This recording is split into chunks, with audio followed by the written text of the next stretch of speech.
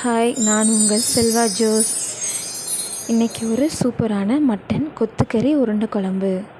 நான் ஏற்கனவே ஒரு வீடியோ அப்லோட் பண்ணியிருக்கிறேன். இது நான் வேறு ஸ்டைலில் செஞ்சுருக்கிறேன். வாங்க நம்ம வீடியோக்குள்ளே போகலாம். அதுக்கு முன்னாடி நம்ம சேனலை சப்ஸ்கிரைப் பண்ணாதவங்க சப்ஸ்கிரைப் பண்ணிக்கோங்க. ஃபஸ்ட்டு நான் மசாலா அரைக்கிறதுக்கு எல்லாம் எடுத்துக்கிட்டேன். ஒரு ஸ்பூன் ஜீரகம், ஒரு ஸ்பூன் சோம்பு, ஒரு ஸ்பூன் மிளகு, 2 பட்டை, 2 லவங்கம். இது கூட ஒரு சின்ன சைஸ் தக்காளி எடுத்து அரைச்சிக்கிறேன். நல்ல மெதுவாக அரைக்கிறதுக்காண்டி ஒரு தக்காளி எடுத்து அரைச்சிக்கிட்டேன். இஞ்சி பூண்டு தனியாக போடனாலும் போட்டுக்கலாம். நான் இன்றைக்கி பேஸ்ட்டாக எடுத்து போட்டு அரைச்சி எடுத்துக்கிட்டேன்.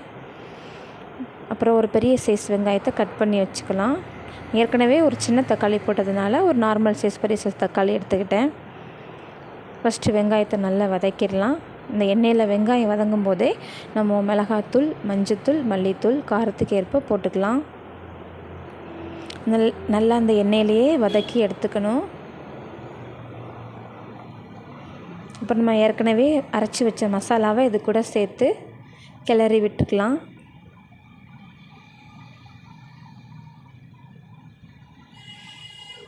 நல்லா பச்சை வாடை போகிற வரைக்கும் நல்லா வதக்கி எடுத்துக்கலாம். அப்புறம் தனியாக ஒரு தக்காளியை நல்லா அரைச்சி எடுத்து ஊற்றிக்கலாம். அது கூட கொஞ்சம் கருவேப்பிலை போட்டு நல்லா கிளறி விட்டு சிம்லேயே வச்சு பண்ணலாம். அடி பிடிக்காமல் பச்சை வாடை போகிற வரைக்கும் கொஞ்சம் நேரம் கொதிக்க விடலாம். நல்லா எண்ணெய் பிரிஞ்சு வந்ததுக்கப்புறம் நம்ம இந்த மசாலாவில் கொஞ்சமாக எடுத்து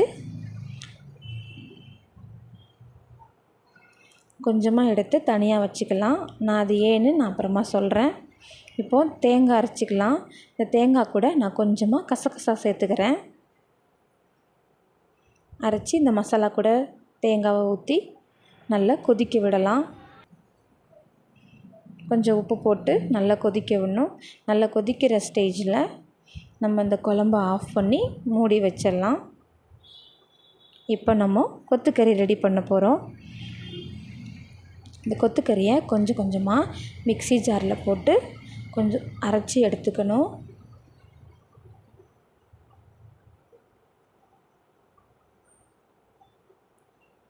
அரைச்சி எடுத்த கொத்துக்கறியில் நம்ம என்னென்னலாம் சேர்க்கணும்னு சொல்கிறேன். கொஞ்சமாக உப்பு சேர்த்துக்கலாம். கொஞ்சம் மஞ்சள் தூள், நம்ம அந்த மசாலா எடுத்து வச்சோம் அந்த மசாலாவை கொஞ்சம் இதில் ஆட் பண்ணிவிட்டு கொஞ்சமாக கொத்தமல்லி கீரை, சின்ன வெங்காயம் நல்லா பொடி பொடியாக நறுக்கி வச்சு நம்மளுக்கு எவ்வளோ தேவையோ அவ்வளோ எடுத்து போட்டு நல்லா இதை மிக்ஸ் பண்ணி எடுத்து வச்சுக்கலாம்.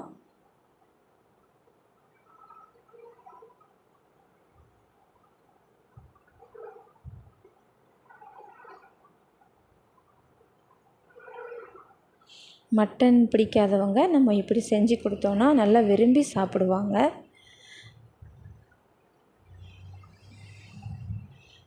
நல்லா மிக்ஸ் பண்ணி நல்லா ரெடி பண்ணி வச்சுக்கலாம். இப்போ நம்ம குட்டி குட்டியாக உருண்டை பிடிச்சி எடுத்து வச்சு ரெடி பண்ணிக்கலாம். இல்லாட்டி குழம்பு கூட கொதிக்கும் போது கூட போடலாம். நான் இன்றைக்கி மொத்தமாக உருண்டை பிடிச்சி ரெடியாக எடுத்து வச்சுக்கிறேன். இது கூட கொஞ்சம் கருவேப்பிலை கூட பொடி பொடியாக நறுக்கி போட்டுக்கலாம். நான் இன்றைக்கி கருவேப்பிலை சேர்க்கலை.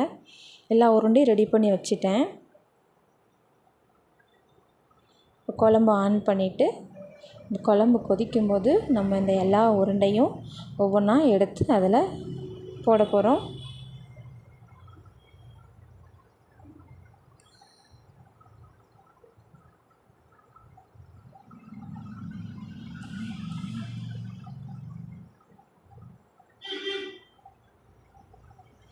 நார்மல் ஃப்ளேம்லேயே வச்சுக்கலாம். அப்போ தான் அந்த மசாலாலாம் அந்த உருண்டைக்குள்ளே இறங்கும்.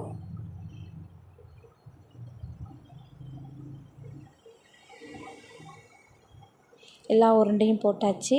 எல்லா உருண்டையும் போட்டு நம்ம ஒரு 15 நிமிஷம் வேக வச்சுக்கலாம்.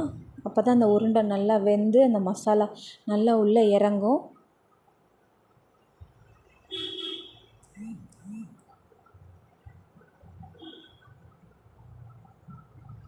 நல்லா கொதித்து எண்ணெய் பிரிஞ்சு வரணும்.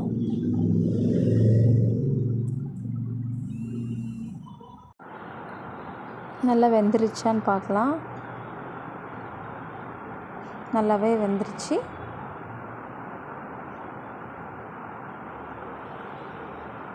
நம்ம கொஞ்சம் கொத்தமல்லி கீரையை நல்லா தூவி விட்டு ஸ்டவ் ஆஃப் பண்ணிக்கலாம். சூப்பரான மட்டன் கொத்துக்கறி உருண்டை குழம்பு ரெடி.